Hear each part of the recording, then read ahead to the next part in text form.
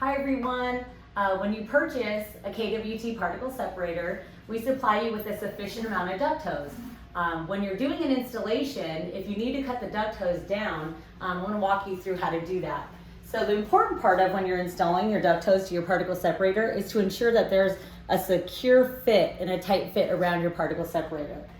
So how you cut the hose down if you need to is you take a pair of scissors, you puncture the hose, and you just cut around there, and then you take a pair of wire cutters and you clip the wire, internal wire. The important part of this is to make sure that it's a secure fit by pulling out a part of this internal wire.